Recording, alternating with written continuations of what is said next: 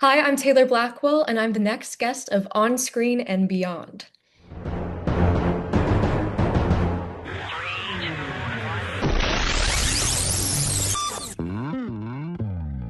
On Screen and Beyond, an inside look into the entertainment world featuring interviews with people from the movie, TV, and music industry, news on upcoming TV and DVD releases, and the rumor mill.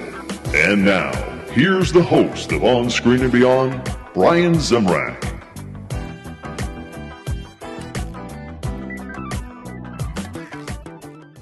Thank you for joining me for episode 744 of On Screen and Beyond. I'm your host, Brian Zemrak, and this is the show that brings you a celebrity guest each week from the movie, TV, or music industry, as well as keeping you updated on what's coming your way as far as remakes, sequels, prequels, upcoming new movies, TV and movie DVD releases, and the rumor mill. This week on Screen and Beyond, Taylor Blackwell of Resident Alien, Mayans MC, Dolphin Tale 2, and so much more. She drops by to talk about her latest project, It Happened, the JUDY TENUTA Story, and which she wrote, directs, stars in, and it is on the festival circuit. So keep an eye out for that. And also, Taylor is going to be joining us in a few minutes. You can keep an update on what she is doing and where she is going to be having this in a festival by going to her Instagram, which is at the Musical Mushroom. Okay, so be sure to check that out, and I'll give that to you later on in the show too. Just to keep you, updated, keep it in your mind so you know what's going on. And last week we had Dermot Mulroney, and also he's of course from the popular NBC TV show Chicago Fire, and so much more. And of course, and Sal Litvek, and he's the director and the co-writer of the action film Guns N' Moses, which Dermot is in. And next week, we're going to be having Mark Feuerstein, who stars in Guns N' Moses also. And he is also known for many, many roles, including Caroline in the City, and most recently in Royal Pains and Hotel Cocaine. So get ready for Mark coming up next week. Hope you're going to join me for that one. And remember, you can watch or listen to On Screen and Beyond in two versions. One on video, and that's on Spotify and YouTube, or the original 18-year version of audio on Apple Podcasts, Spotify, wherever you get your podcasts. And be sure to tell a friend, and be sure to look back at all the incredible guests that we've had over the years for the past 18 years right here on Screen and Beyond. So I hope you'll enjoy those. If you have any questions or suggestions, you can send them to me at feedback@onscreenandbeyond.com. I love hearing from you. Taylor Blackwell is coming up in a few minutes, but first, it's time for remakes, sequels, and prequels on Screen and Beyond. Please hang up and try again. Remakes, sequels, and prequels. Anne Hathaway will return to The Devil Wears Prada 2 in 2026 as the sequel moves along. And also, Anne Hathaway is going to be starring alongside Matt Damon in The Odyssey. Now, that's a retelling of the classic epic tale. And Netflix is working on a documentary on Olivia Newton-John, so we'll keep an eye out for that to let you know when it comes out. And February 20th, I Can Only Imagine 2 with Trace Atkins and Dennis Quaid will arrive in theaters. And Shrek number 5 with Mike Myers will land in theaters on December in 2026. And that is it for remakes, sequels, and prequels. Coming up next on Screen and Beyond, upcoming new movies. Upcoming new movies. Dakota Johnson will star in a romantic comedy called Splitsville. It will be in theaters on August 22nd. Anne Hathaway and Dakota Johnson once again. And Josh Hartnett will star in Verdi as a ghostwriter is hired to help finish writing a novelist's book after she has an accident and cannot finish it. And Ben Affleck will star in The Rip. Now, this is as a group of Miami cops discover a stash of millions of dollars in cash, and then things go south. And that's it for upcoming new movies. Coming up next on Screen and Beyond, movies and TV on DVD and streaming.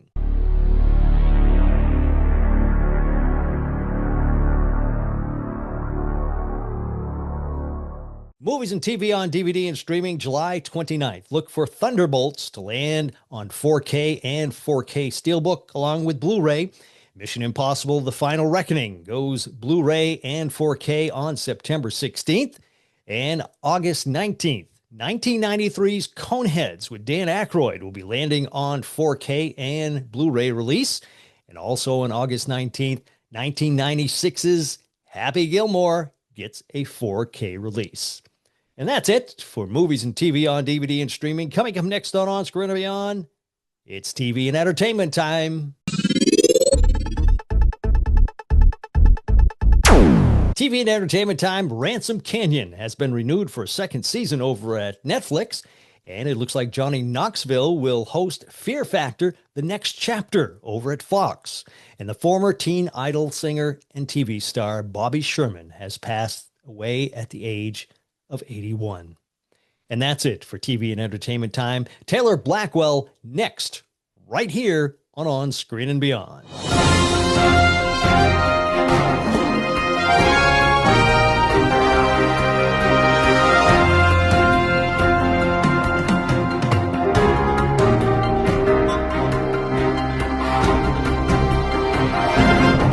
Today on Screen and Beyond, we have seen our guest in numerous movies and TV shows, including Magic City, Dolphin Tale 2, Designated Survivor, Mayans MC, Resident Alien, and now is the writer, director, and star of the short It Happened, the JUDY TENUTA Story. Taylor, welcome to On Screen and Beyond. Thank you so much for having me, Brian. How are you? Great, great. And it's so nice to have you on. I got to tell you, I thought you were a riot in Resident Alien. Oh, thank you. Love that Appreciate show. Yeah. And of course, in It Happened, you have Alan Tudyk in there. Yeah, our second time working together. Yeah. Before we get into too much about that, I would like you to tell people what your movie is about. Yeah, I made a film about the comedian JUDY TENUTA, and it's a little love letter to her.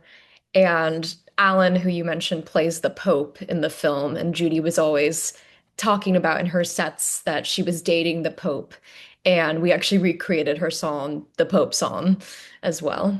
I've seen the trailer. I haven't seen the movie, but I've seen the trailer, and it looks excellent. You did a good job on that. Thank you so much. Yeah, I'm excited to at some point get to share the full film with everybody. For now, we're doing the film festival circuit, so we can't quite share the film in its entirety yet, Yep. but it's been nice seeing the reaction so far. Another thing I want to congratulate you on. You won in the LA Film Festival. You won the best short. We won Best Indie Short, and that film festival really highlights indie filmmakers too. So the fact that we won Best Indie was a really nice accomplishment. What made you decide to do a film on Judy? I mean, you. I'm not. I don't want to look at age and everything. I'm an old guy, and and you probably were not even born when Judy broke into the entertainment world. That's right. Yeah, I was born in 98 and she was really hitting her stride probably late 80s, early 90s. So a little bit before my time, but I'd say my interests, generally speaking, skew a little bit older. So there's that. But I just am such a fan of hers. I think she's an amazing talent and lived this really incredible life. And from an actor standpoint, I was really drawn to the idea of playing this character that was so dynamic and silly and loud and brash, but also could be soft and sweet and angelic. It just seemed something that would have a lot of fun colors to play with. Mhm. And also as far as like a from a writing and directing standpoint, I was challenged with this task of how do you fit someone's whole life into just 13 minutes, and you can't, but I hope that we at least got the feeling of her and got people wanting to learn more about her after seeing the film. Mhm. Yeah, and it amazes me that a filmmaker can do that. Take, you know, 13, 15 minutes, whatever, I know there's a time limit on a short film and everything, but to take the task of, like you say, taking this huge person and the life that they had, and you're shrinking it into that. And of course, I'm sure you want more. Everybody wants more. Is the intention that you want to, maybe make this into a full length feature? Absolutely, we would love to do that. And what I would really love to do personally is explore this world of comedians more. The Emo Phillips is someone plays him in our movie, so he's briefly featured as a character, but I'd love to explore that more. And he and Judy were married in real life, so that's something we kind of hint at a little bit in the film, but don't get into at all. So I would love to explore that, and then just all these amazing comedians that were coming out of that time, and all of them were so like a lot of them had this kind of childlike thing going on, like Pee Wee Herman, who was a contemporary of Judy's, like emo, uh, like Weird Al too. They Weird all had Al. that playfulness and silliness that would be really fun to explore all of that. Yeah, all in one film. Possibly, yeah, seeing these different worlds converge. See, I mean, now, obviously you couldn't cover everything, but to give an overview, I think would be really interesting. right. I mean, with just a few that you mentioned, you can make, 10 films. Yeah, I mean, to be able definitely. to take all of those and make them into one, that would be just like making a short again, except it's a Yeah. longer a longer film. But that's incredible that you would be able to do that. But I'm sure you had to go through. Uh, did you watch a lot of videos and read a lot of her books and things like that? Did you do all that research? All of that, yeah. I think the big thing for me was getting her voice down, both from a writing standpoint and from her literal voice. She had such a distinctive way of speaking when she was on stage that I really wanted to nail that. And I feel like a lot of people, when they think of her, they think of the voice. So for me, it was just watching videos, clips of her over and over again, and then also deciding where in the script did I want to go high with my voice and where did I want to go into that lower growly, like raspy type of thing that she had going on. How do you decide what you're going to take into that 13 minutes? I mean, our interview is going to be longer than the film is. So it's like, how do you do that? Yeah. It's hard. Yeah. I'm trying to remember back to writing it. I think for a while, because initially I I knew I wanted to make a film about her because I loved her, but I wasn't sure what the angle would be or what the specific story would be. But I had at the time pitched this idea to my producer and the cinematographer, Brent Mata. And he had asked me one day, we were getting coffee and we had worked on several other projects together at that point. And he was like, what would be a dream project that you would like to work on or a dream role? And I said, well, I don't know if you know this comedian, JUDY Tenuta. And he said, are you kidding? I love JUDY Tenuta. And I said, well, I feel like I'd like to do something there about her where I play her. And after that, it was just kind of collecting all the information, like you said, reading her books, watching every sort of interview I could get my hands on, stand-up bits. Women of the Night was a comedy special that she did. So gathering all of that and then trying to filter it down. And our story sort of follows her from her childhood into kind of the very beginning of her career. And well, I won't give away too much, but it's a little bit more of an overview, and it incorporates a lot of her actual real life stand-up material as dialogue in the film.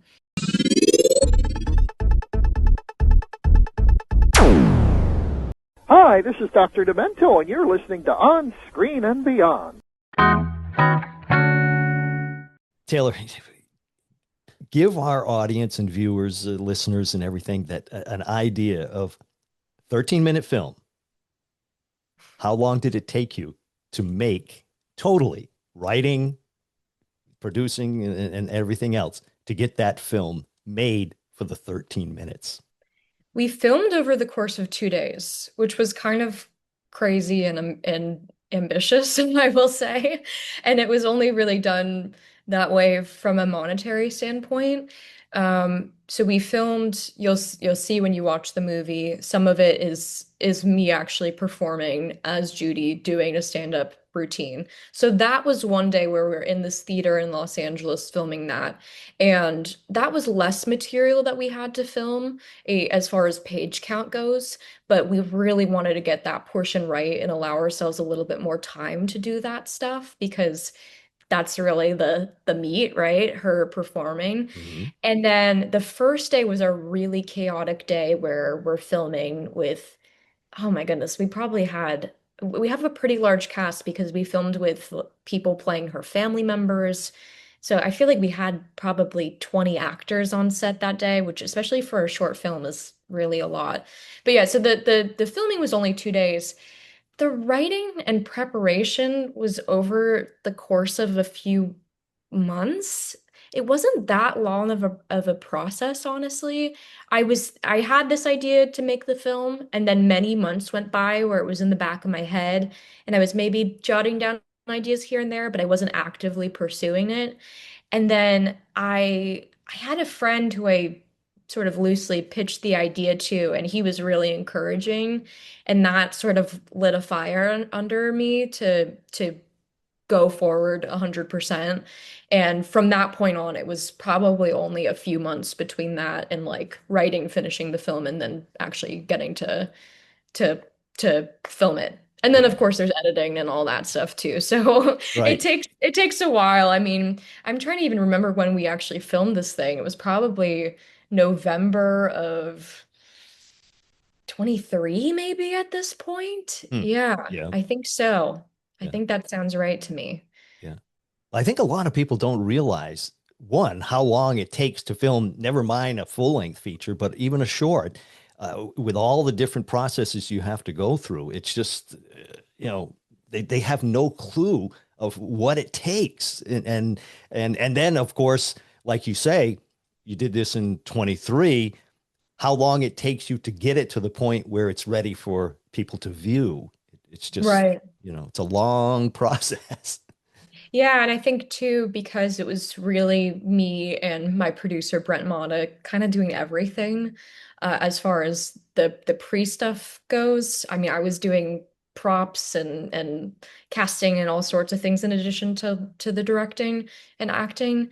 But and then in the aftermath, like, it was just Brent and I really doing the editing, and then we had a couple of friends that helped us out with coloring and sound and things like that. But I think if we had a gazillion dollars, it would have been a lot faster, the process. But because it was just the two of us calling in favors, it was a little bit of a slower burn to get things done. People think that the star and the director is sitting back waiting for somebody to call them on set and everything like this. You were down in the ditches doing all the work of this thing, to get it, and that's what it takes. It's in your heart and you want to get it done. Yeah, I think even people on higher budget projects are still sometimes are that way. Hmm. I've worked on as an actor humongous budget projects and also very, very, very low budget projects. And I yeah, sometimes even on the higher budget ones, the director can sometimes still be wearing a lot of hats and scrambling. But sometimes not. Sometimes the director won't be found on higher budget projects like that, and you're like, who is running the set? Sometimes I find weirdly that like some of the lower budget things I've done have operated better than the higher budget ones, just because they can't afford to not operate well, you Right. know? When you were doing this, how did you get all these people to join in to help you with it? Like Alan. Like I say, I love Alan. I think he's a riot and he's so talented. And how did you get all these people on? Well, Alan, for example, we had worked together on Resident Alien and had become really close in that process. And we were having, for some reason, a really hard time finding someone to play the Pope. I had reached out to several friends of mine who all were saying no. I don't know why that role scared people for some reason.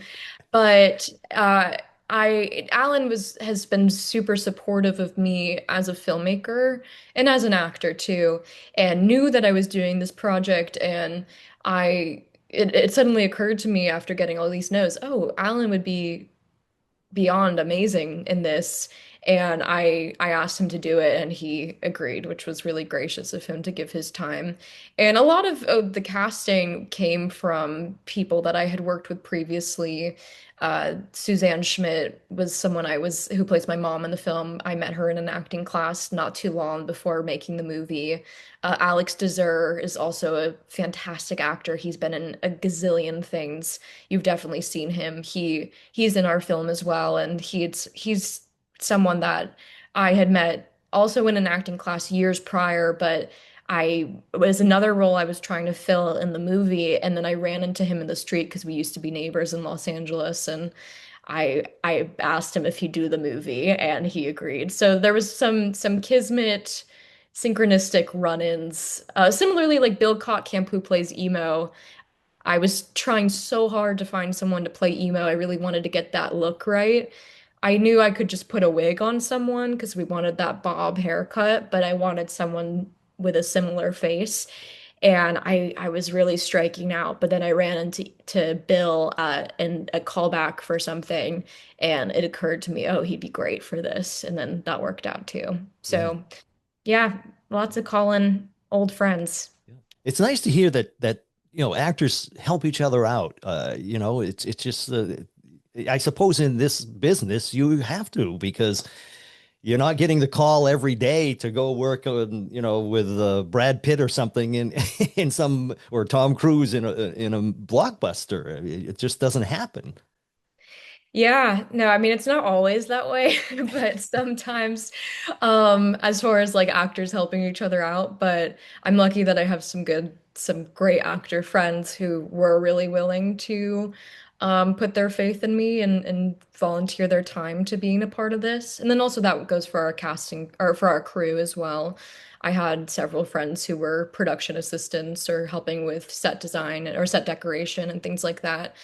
But yeah, I mean, also it is like a weird time in the film and television industry where I think people aren't working as consistently, and that goes across the board from people just starting out to some of the biggest actors in Hollywood were affected and are still affected by the pandemic and the strike and everything else that's been happening in our industry. So I think people seemingly are a little bit more willing to take a risk and just want to work and exercise their passions. So Yeah. that sort of benefited us in a way too, I'm sure, doing this project. Yeah. Now, did you ever get to meet Judy? No, I didn't. But we actually randomly share a credit. We both were voices on the same audiobook. Oh. So I never met her, but we are a part of the same audiobook. It's called Managing Bubby. Hello, this is Carl Reiner On Screen and Beyond. When you were getting involved with this and getting all these people, and I mean, did you enjoy doing all of this? I mean, like you say, you wrote it, you directed it, you were cleaning up the floor maybe, and doing everything and acting in it. I mean, that's a lot of hats to wear. Did you enjoy it? Is there a certain part of it that you enjoyed more? Oh yeah, I loved it. I do enjoy wearing multiple hats and having more creative control, especially since most of the time when I'm working on a set, I'm just in the position of being an actor. And there are times when I have to fight the urge to speak up or say something that I have a sense for as my director hat or my director brain. But I think the times when it was stressful when there was too many things going on and I didn't want to compromise performance for the sake of uh being stretched thin with other responsibilities on set. So ideally going forward, hopefully I get to work on things as a director where we have a little more time, a little more budget, and a little more breathing room. But it was a very fun experience. And like I said, I didn't get to meet Judy, but I have connected through this process with her life partner, Vern Payne, and also a lot of her friends and family members. So that's been a real gift as well. Now, is this the first time you've directed, or has it been other times that you directed? I've directed a little bit in the past. I've made some music videos for myself because I have music out, and then I did make a short film when I was a teenager that I this movie, the Judy film, is what I look at as my first real short film and also the first time I received financing for a film. And this other film that I made was done with zero money and just more of a fun thing. But what was amazing about that other film was that the one I made as a teenager was Alex Deser, who I mentioned, who's in the Judy film. He was in my first short film, and I also got my mentor Burt Reynolds to be in that film, and he passed not too long after we made it. So it was pretty amazing that I have this footage of him in one of honestly his last, if not his last acting role is in my film. And so that's Wow. yeah, that was pretty awesome to get to have that experience. Now, when you're directing somebody like Burt Reynolds or working with him or Alan, um, as the director, you are in control. And is it difficult for you to tell a person who is this type of actor? I mean, I directed an animated movie years ago, and Dom DeLuise was in it, Oh, and wow. he was doing his part, and he asked me, he says, "Am I doing okay?" Oh. And I mean, this was the first time I'd ever done anything like this, and I'm thinking, oh, geez. Dom DeLuise is asking me if it's okay, But I mean, really, the director is the one who has to tell this. And did you have any difficulty with that? Telling Alan to Alan, don't do that. I'm lucky that, and also Dom DeLuise was such good friends with Burt Reynolds, and I Yes. never got to meet Dom DeLuise, but I would hear so many stories because I was um in Burt's acting class for many years since I from the time I was 10 years old, and then kind of I moved to Los Angeles when I turned 18, but anytime I was back in South Florida in Jupiter, which is where he taught classes, I would see him and kind of pop into class. Um, but where was I going with that? Oh, the so yeah, I've heard so much about Dom DeLuise over the years through knowing Bert. Wonderful guy. Um, I I think I'm lucky that Alan and I, and also Bert and I, had such a good rapport, and both of them feel like family to me that it was not terribly intimidating. And also, Alan is just so hysterical, and I don't even know if I gave him any notes, maybe one or two things. He just, and I feel like any notes that I gave him were just more like blocking things than performance things. He he makes my job so I'm easy. sure. Yeah. So I didn't feel that scary, but I'm sure there, and I hope there will come a time when I get to direct people that I look up to who I maybe don't have that personal connection to, and I would imagine that would be very intimidating. Now, is Alan as wild and crazy as he seems on, well, Resident Alien? I mean, he's just he reminds me a lot of like a Robin Williams. Is Yeah. he like that, or does he calm down after he gets away from the camera?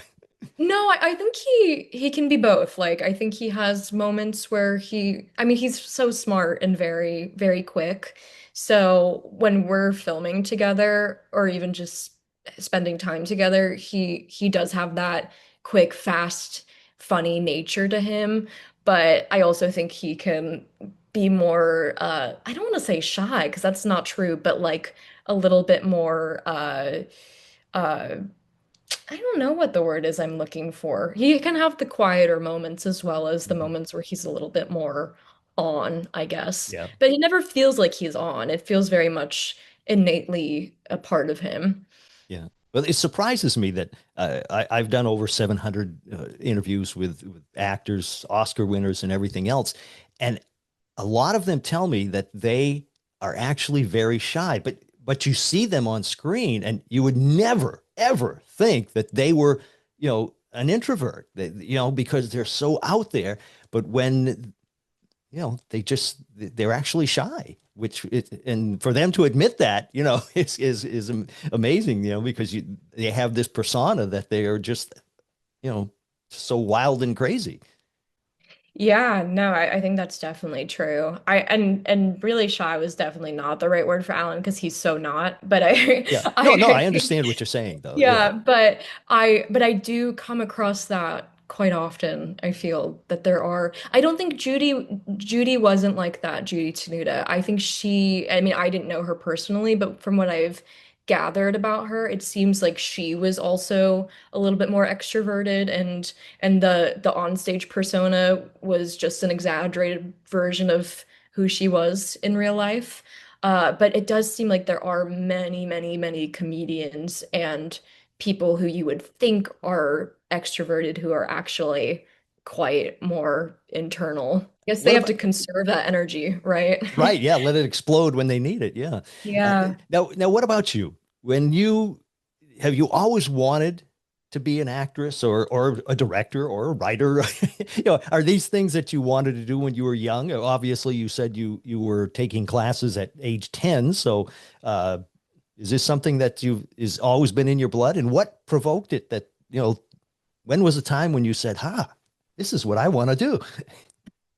Yeah, I've been acting since I was 5. Wow. And I started off with just commercials and short films and student films, and it sort of snowballed from there. But I got I was doing after school acting programs around that time and also was doing like child modeling from the time I was 3. And there is sort of this natural progression of if you are like a cute kid and an easygoing kid, then they want to put you in commercials too because uh, children aren't always easy to work with. So if you have a good enough disposition, a lot of times young models end up becoming young actors too. So that's sort of what it ended up being for me. But I also was very excited about doing all that and very interested in it from a super young age and was taking throughout my life really from a young age, but then also I went to performing arts middle school where I was taking acting classes and dance classes and singing. So I've had a lot of exposure to different to art and also to different classes and teachers. And I think around when I was like 15, I kind of realized if I was doing anything in the storytelling and film and television world where, it didn't have to just be acting. I'd be very happy doing writing or directing or even costume design, things like that too. So like from a very young age, I was very much like I'm going to be an actor. And then I think in my teen years it kind of switched to like I'm happy as long as I'm doing something creative. And that's still how I feel. Yeah. Taylor, I want to finish up with one final question. Mhm. But before I do, are there any other places, film festivals that you can let us know about? So if people are in the area, they can turn around and go check it out. Yeah, we're still waiting to hear from a bunch right now. So we don't have anything currently on the books at time of recording, Hmm. but I will of course let you know if that changes. But in the time being, we have the trailer out, like you mentioned. We also have a music video, the Pope song, out now. You can watch that on my YouTube channel, which is just my name, Taylor Blackwell. And we put out an album of the music of the film. Oh, So that album features the score by my friend and collaborator Claire McEwen. She did some really beautiful music for the movie. And then it also features the Pope song and me performing some of Judy's stand-up bits. So that's all available right now. And then hopefully we'll be able to put out the film in its entirety after we do some more of these festivals. I know it's the waiting game when you're waiting to hear if you've made it into another festival. It's tough to wait. Yeah, no, I'm hopeful. We're waiting on some good ones right now, so Yeah. fingers crossed. I'm hopeful that especially since we won that award at the LA Film Fest, that maybe it will be more desirable in the eyes of some of these Yes. other festivals. Yes. Yes. Definitely. Well, Taylor, want to finish up with the final question, taking us away from your movie, your acting, and everything else that you directing, everything else you do. But when you sit back and relax, what do you like to watch? I know I always ask that question. People say, relax. I don't relax. Yeah. But No, that's why I laughed because I got to work on the relaxing a little bit. but when you do, what do you enjoy watching? What's your favorite TV shows now and of the past? And what's your favorite movies now and of the past? Mm, I'm not watching anything at the moment, which is crazy. Hmm? I I did watch Severance not too long ago, which I really enjoyed. Favorite TV shows, I the first one that came to my mind is Daria. I really like animated Yep. shows, and that style of animation is really awesome. I Pushing Daisies came into my head as another favorite. There's so many TV shows that I know I'm forgetting in this moment that I I'm know it's a totally tough gonna question to blank, throw at where I'm gonna be somebody. like, why didn't I say that? That's clearly my favorite. Um, but yeah, I mean, I like a lot of the sitcoms, The Office and things like that. But yeah, I'm totally missing a big one. My favorite movie is Harold and Maude. I've seen that one quite a bit, and I like the other movies from Hal Ashby. I I also really like The Wall, the Pink Floyd movie. I like The Warriors a lot. I like a lot of 70s films, and I also really enjoy going to see movies in a movie theater, and especially like when they play older films. And I live in New York City. There's so many great movie theaters here, like the IFC Center and Metrograph, and also when I lived in Los Angeles, the New Beverly and places like that. So I frequent those types of spots, and I feel very lucky that I live in a place that curates such great movies.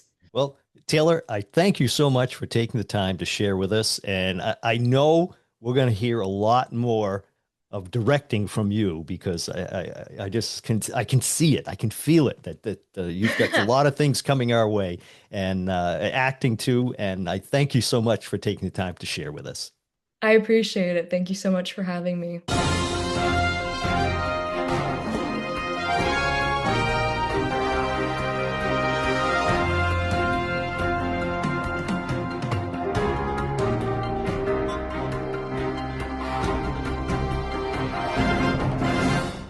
A big shout out going to Taylor Blackwell for sharing with us today on Screen and Beyond. And be sure to keep an eye out at film festivals for Taylor's It Happened, the Judy Tenuta story.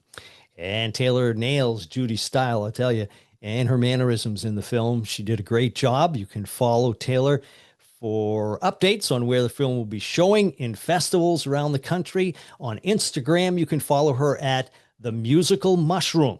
And please subscribe and follow On Screen or Beyond on YouTube, Spotify, Apple Podcasts, wherever you get your podcasts. Of course, you can get it on Amazon also. And you can, your Alexa, just tell your Alexa to play On Screen and Beyond podcast, and it'll pop up.